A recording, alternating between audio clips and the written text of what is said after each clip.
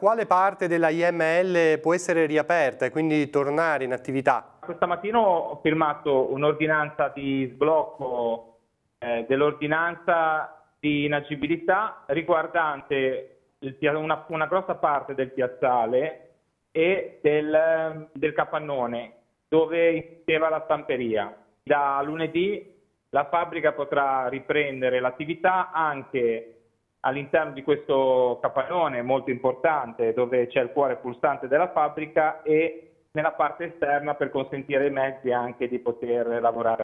Adesso qual è la percentuale, diciamo, di ripresa dell'attività per la IML? Che cosa manca, insomma? Manca soltanto la parte sottostante il movimento franoso che è venuto giù durante il brutto evento e quindi direi che un buon 80% è nuovamente agibile. Con l'ordinanza di questa mattina si aiuta anche un buon numero di lavoratori a tornare nella sede della IML.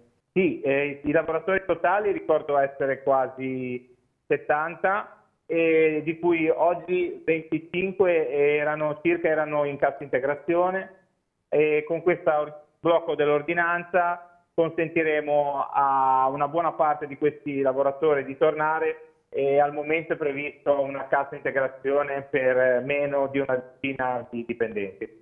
Adesso per la riapertura totale quali sono i prossimi step? Insomma, quanto tempo bisogna ancora aspettare? Questa è l'ultima fase, è la più delicata perché riguarda la movimentazione anche del materiale, con materiale particolare che va trattato con determinate attenzioni e quindi ci aspettiamo dei tempi un pochino più lunghi. Dovremmo chiedere anche a Regione Liguria una collaborazione per verificare dei siti idonei dove portare questo materiale.